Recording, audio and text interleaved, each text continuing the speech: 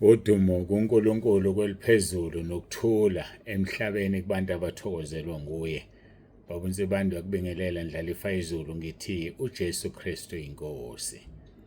Siyambonga uNkulunkulu wethu kakhulu, siyamdumisa abangcwele ukuba sinike ithuba ukuba siphinde sihlangane namhlanje. Zingu-24 kuDisemba unyaka ka-2025. Hey, siyambonga uNkulunkulu kakhulu. Hayike ziphatheni kahle lapha emakhaya. Ibhizi imbi kakhulu, abantu bayaphuza bangena emgwaqeni. Zondleni ngoJehova, zondleni ngokukholeka, uzawuhlalukisa indlela yakho. Siyambonga-ke kakhulu uNkulunkulu. Baba uNsibande uyakubingelela uthi uJesu Kristu inkosi. uJesu Kristu inkosi. Ngithule-ke ngibuka iy'nombolo ziyangena zabantu. Inkinga nje uWhatsApp usuphinde wavala inamba, awufuni ngifaka abantu. Sathane uhlasela ubi ngenhla. Kodwa ngiyathanda ukuncoma khona ama-branches abhizi ngendlela emangalisayo. Sorry, sengithi ama-branch, ama-group. U-group number 1 uyabafaka abantu kanti usegcwele.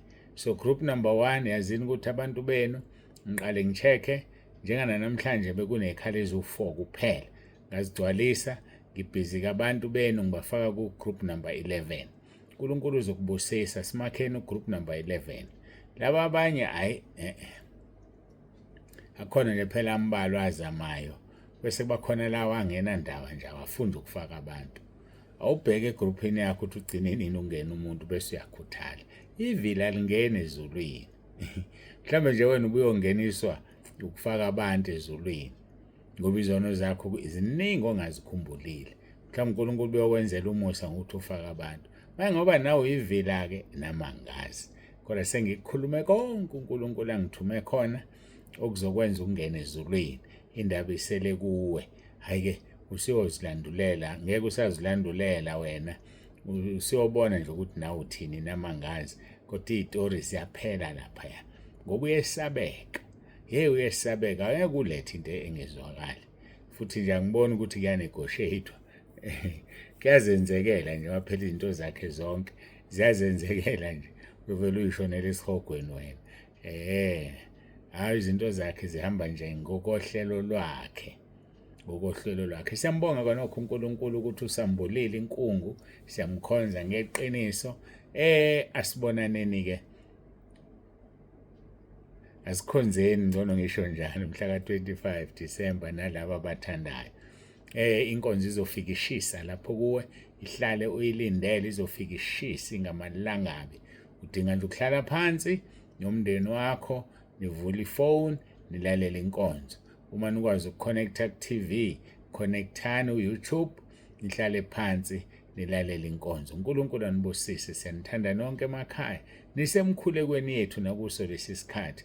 uNkulunkulu anigcine nangayo le bhizi, anibiyele, aniphe, anenzele umusa. Ngicabanga ukuthi ngale kokuthi ngiyele nale kufanele ngithandaze. Siqala inkonzo yethu ethi thabatha isiphambano sakho umlandele. Thabatha isiphambano sakho umlandele. Asikhohlwe intshumayelo yasentabeni, kodwa njengamanje sithi thabatha isiphambano sakho umlandele. Masiguqe sikhuleke.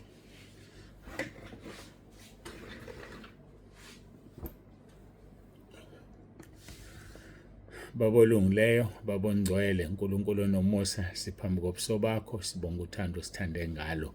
Siyabonga Nkosi ukuphila kuze kube lolu suku. Akekho bazi maqala unyaka ukuthi umhla ka-24 Disemba uyofika sisaphila. Kodwa siyabona Nkosi siyaphila. Engabe siyakwenza yini okufanele sikwenze okuzosenza singene ezulwini? Siyakwenza yini okuyintando yakho silethele khona emhlabeni? Thatha udumo-ke Nkosi namanje kule nkonzo, Moya Ongcwele iba phakathi kwethu, ukhulume, uzambule. Udumo lonke silinikeza wena, uJesu Kristu inkosi.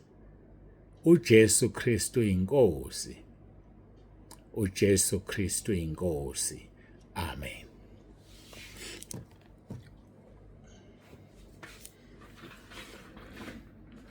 Siyambonga-ke uNkulunkulu wethu kakhulu, siyamdumisa abangcwele.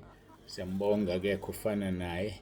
akekho njengaye uNkulunkulu ezulwini noNkulunkulu emhlabeni. Sibhizi-ke nezwi lenkosi uLuka chapter 9 verse 23 kuya ku-27. Ake ngifunde. Wayesethi kubo bonke, uma umuntu ethanda ukuze emva kwami makazidele athabathe isiphambano sakhe imihla ngemihla angilandele, ngokuba yilona loyo othanda ukusindisa ukuphila kwakhe uyakulahlekelwa yikho, kepha olahlekelwa ngokuphila kwakhe ngenxa yami uyakukusindisa. Ngokuba kuyakumsizana umuntu uma ezuzile izwe lonke yena uqobo alahleke nokuba limale na.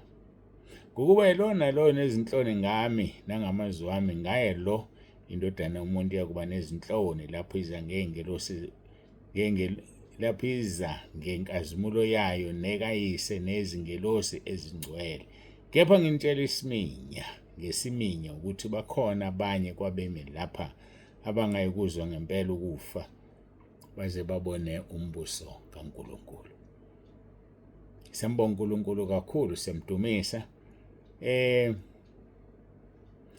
Ngicabanga ukuthi siqedile ngo-23. Hayi, asikakaqedi. Ngiyabonga Nkosi ungikhumbuza, asikakaqedi. Wayesethi kubo bonke, uma umuntu ethanda ukuze emva kwami makazidele athabathe isiphambano sakhe imihla ngemihla angilandele. Sivele sivule ngale siye lapha kuverse 57. Kwathi behamba endleleni umuntu othile wathi kuye, ngiza kukulandela noma uya ngaphi. Jesu wayesethi, izimpungushe nemigodi nezinyoni zezulu zinezidleke, kepha indodana yomuntu ayinayo indawo lapho ingacamelisa khona ikhanda layo. Sikhulumile ngalokho. Verse 59, wayesethi komunye, yayizwa le ndaba, wayesethi komunye ngilandele. Wayesethi komunye ngilandele. Yabona iqiniso lento ukuthi ukukholwa akusikhona kwabantu bonke.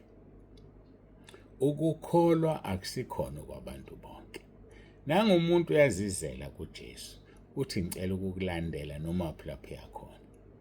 uJesu uthi izimpungushe zinemigodi nezinyoni zezulu zinezindlebe, kepha indodana zinezidleke, kepha indodana umuntu ayinayo indawo lapho ingacamelisa khona ikhanda. Usethi komunye-ke ngilandele. Lo uqala ozicelela ukulandela umtshela akanandawo yokuhlala, akanandawo yokulala, akanandawo nje, okungukuthi uyamvimba ukuthi amlandele. Usesukela komunye-ke manje uthi ngilandele. Eyibona lento yokukholwa ukuthi ingokunye indaba yokukholwa. Ngiyacela ungayithathi kancane. Umbongo uNkulunkulu ngokuthi uyakholwa. Umbongo uNkulunkulu ngokuthi amehlo akho avulekile. Ngoba bakhona abakufuna ukukholwa kodwa abakwabelwe. Abakwabelwe. Uma ufunda uJohane chapter 6 verse 44, uthi uJesu, akakho ngeza kimi uma uBaba ongithumileyo engamdonsi. Mina-ke ngiyakumvusa ngomhla wokuphela. So sidonswa uNkulunkulu Baba asisendodaneni yakhe. Uthi uJesu akekho ozoya kuye uma engamdonsi. Ngimangaliswa yilo othenwa down ukuthiwa cha ndoda anginayo indawo yokulala. Ubedonswe ubani kanti? Ubani obemdonsile waya kuJesu? Noma ubezidonse yena? Noma bedonswe amadimoni? Ngakhumbula istatement engasitshelwa inkosi uJesu ngelinye ilanga. Umsebenzi usanda uqala, usuqala ukukhula. Wathi kimi, ungajabuleli bonke abantu abezentabeni. Abezi bonke ngenhloso enhle. Abanye bathunywa uSathane bazolimaza umsebenzi wami. Ubaqaphele abantu abezentabeni. Angikhohlwanga, ngibaqaphele namanje. Ngiyamncenga futhi uNkulunkulu angisize ngikwazi ukubabona. Ngithi go through izinto abayizo ngibone ngale like as if kune-see through. Ngokunjalo ngisho abefundisi akusibona bonke abezentabeni ababizwe uNkulunkulu. Abanye bathunyiwe uSathane uzodayela uthi umsebenzi. Ngiwavule omabili amehlo, nginijongile, nginigadile befundisi bami. Kufanele nikwazi lokho. So uma kukhona into edala ukuthi singalalelani nawe, kufika umbuzo othi Nkosi, akuyeni lo watha ngomgada uma kunje? Bakhona phela ngeke ngikhohlise ngiqamba amanga, befundisa abangafuni ukuzwa, befundisa abangafuni ukulalela, abefundisa abahlule ukuletha ireport ngesonto. Ngingazi ukuthi umuntu azoyilethe ebusuku, azayilethe the following day. Kwenzekeni, kutheni kuyena? Yini akayenzayo kanti ngale kokwenza umsebenzi kaNkulunkulu ngesonto? Ngoba ilula lento, noma ngabe kuthiwa ubhalelwa omunye umuntu, phuma enkonzweni ukunika amafigures, ngoba yena nje kade ehlezi kusaculo ubebala abantu, ngoba ngeke wena umfundisi ukwazi ukubala abantu. Yini eyenza lokho? Ngaphandle kokuthi uyahlupha, ngaphandle kokuthi awuzwa, ngaphandle kokuthi awubiziwe entabeni, kodwa uzodisturb umsebenzi kaNkulunkulu. Ziqaphele, ngoba uNkulunkulu will fight tooth and nail to protect his work. Ilokho nje kufanele ukwazi. Not mean, he himself uzowuvikela umsebenzi wakhe. Banye babo sebephumile bahamba, kubuhlungu umuntu mayesehamba, kodwa uNkulunkulu angitshela athi suphelile umsebenzi kaSibanibani la. Sho njalo kusanda ukuphuma omunye, ngidabukile kubuhlungu wathi sesiphelile isikhathi sakhe. Unjalo uNkulunkulu. So ke ngiyanicela asibambisane. Uma uzi ukuthi ijoka liyakusinda, valelisa uhambe. Hayi valelisa uhambe ungahambi ka. Kodwa ukade into yodwa mawusuhambile, ungalikhulumi kabi ibandla likaNkulunkulu. Ngoba Isaiah 54:17 is our protector. There is no weapon formed against me that will prosper. Asikho isikhali esilolelwe mina siyophumelela. Nolimi olungivukela uzolwahlulela. Seke walehlulela ngalibona kwabanye abebelwa nami besho konke abafisa ukusho. Bahlanyile emakhanda bahlanye. So ke akumina engithemba ababenjalo. Kodwa ngizama ukuchaza ukuthi asimelani nezinceko zikaNkulunkulu. Davide washo njalo wathi ngeke ngiziphindiselele kodwa kaJehova. uJehova uzozenzela, hayi mina. Yini wena uthathe ukulunga, you take justice upon your hands? Hayi ungayenzi lonto le. Miyekela umuntu kaNkulunkulu, ngoba uNkulunkulu uyazi yena ukuthi uzosebenza nini kuye. Thina okwethu ukumkhonza, okwethu ukuthabatha isiphambano simlandele. Iyangithusa le ndaba yakhe uNkulunkulu ngempela. Uthi uJesu akekho ngeza kimi uma uBaba ungithumileyo engamdonsi. So silala sikhona sidonse uNkulunkulu Baba. Silalele lezi inkonzo sidonse uNkulunkulu Baba. Lisebenzise leli thuba ngoba lizoba buhlungu kuwe ngelinye ilanga. Lisebenzise. Lithi izwi lenkosi ukukholwa akusikhona kwabantu bonke. Akusikhona kwabantu bonke ukukholwa. So mangekhona kwabantu bonke ngiyadabuka ngoba khona benza sengathithi. Esibheka kwaseThesalonika besibili chapter 3 uverse 2. Lithi nokuba sikhululwe kubantu abadukileyo nababi ngokuba ukukholwa akusikho kwabantu bonke. Ukukholwa nje akusikhona kwabantu bonke. So ukukholwa kwakho kuphathe ngezandla zombili, umhloniphe uNkulunkulu. Wazi ukuthi akekho ozoza kuJesu oyindlela neqiniso nokuphila ngaphandle kokuthi elethe uNkulunkulu Baba. Uyena oletha abantu kuyena. So sibona isimanga ke la. Kuqhamuka umuntu ecela ukulandela uJesu, uJesu uyamnqaba. Useya komunye usethi ngilandele. Ngilandele. Uyazi uthini lo munye?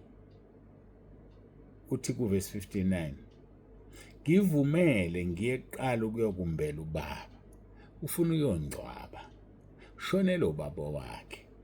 Which looks like kuya-understandeka, kubukeka kuqondakala, kubukeka kwamukeleka.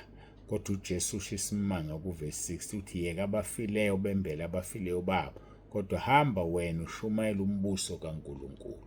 Yeka abafileyo bangcwaba abafileyo babo, kodwa hamba wena ushumayela umbuso kaNkulunkulu. Unjalo uNkulunkulu. Ufuna ukuthi abekwe phambi kwakho konke. Siqala ngaye, siqala ngokwenza izinto zakhe.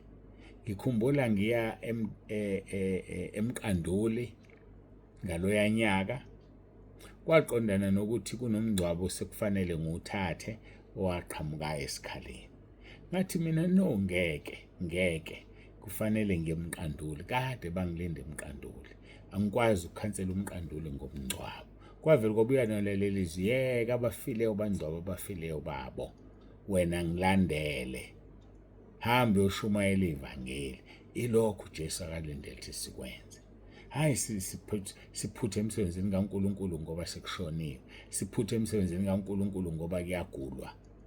Kulungile makuwukuthi akukho okwenzayo kaNkulunkulu, kodwa makukhona umbuzo ukuthi uzomvusa yini lo shonile, uzomphilisa yini lo gulayo.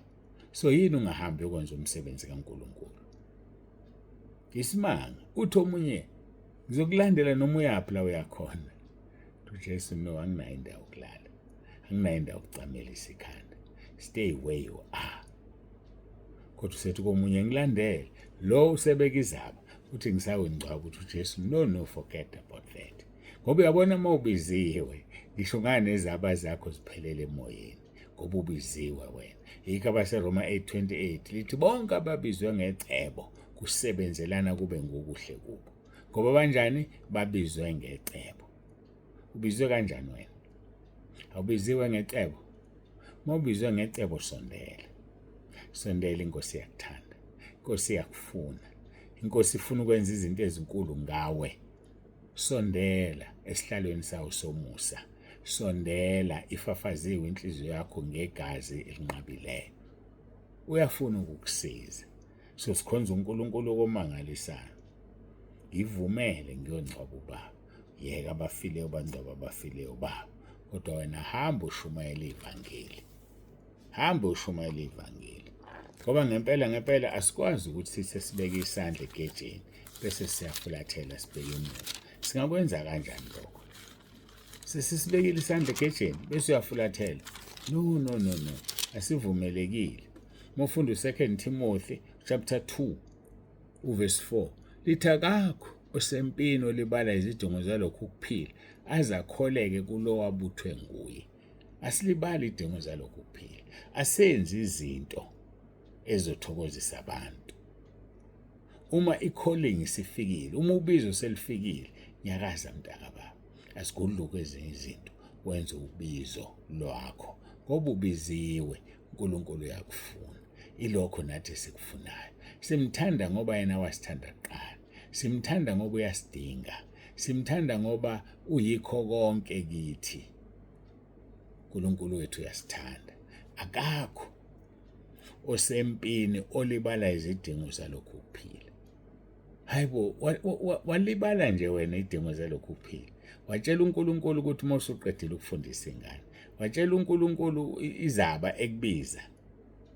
Akakho osempini olibala izidingo zalokhu kuphila. Shuthi awukho empini wena. Hayi wena awukho empini. Qaphela, sikhuluma ngabantu abasempini la.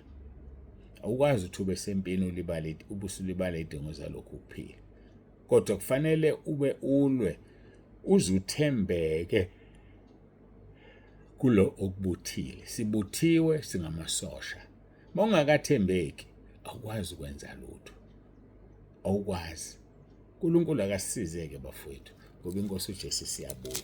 Izosifica siphetheni. Izosifica senzeni. Izokufica wena yini ozobuyenzile, uyenzele yena. Kwangathi uNkulunkulu angasiza siqinise asibiyele. Ake ngiyibeke la inkonzo yethu sikhuluma ngokumlandela. Uyazibizela uJesu. Khona uzizelayo uJesu uyamnqaba. Ubiza amthandayo naye ubeka izaba ukuthi uJesu yeka abafileyo bangcwaba abafileyo babo. Kukangaki ungayi enkonzweni ngenxa yomngcwabo? Kukangaki wenza izinto ngenxa yomngcwabo? Wena kwazi mina ngazi. uNkulunkulu uyakhuluma kodwa nawe uyazambula kuwe. Busisiwe ke lo muntu ozwayo ukuthi umoya ongcwele uthini. Mangiguqe ngikhuleke sizwe simbonge uNkulunkulu wethu.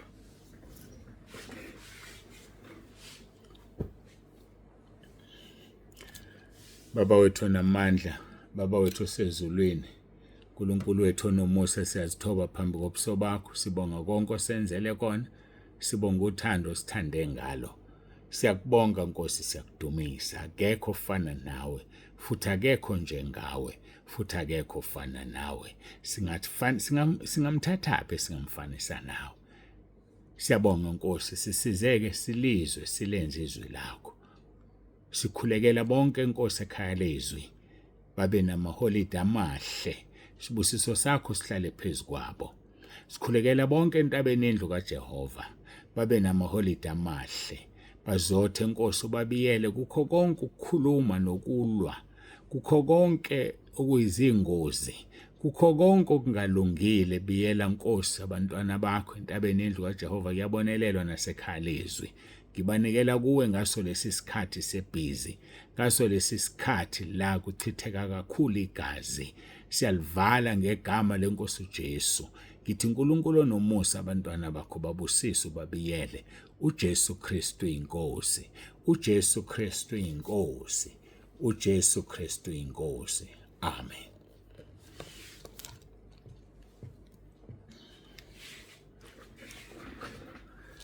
Siyambonga uNkulunkulu, sesifikile emaphethelweni enkonzo yethu. Bafowethu endaweni zonke, take care, nizinakelele, ungahambi uhambo olungenaso isidingo. Hlala phansi uzondle ngokukholeka, hlala phansi ufunde izwi, hlala phansi uthandaze, ulindele yena, uyena ozokwenzela konke okufunayo. uJesu Kristu inkosi. Baba uNzibande uyavalelisa, nginithanda nonke.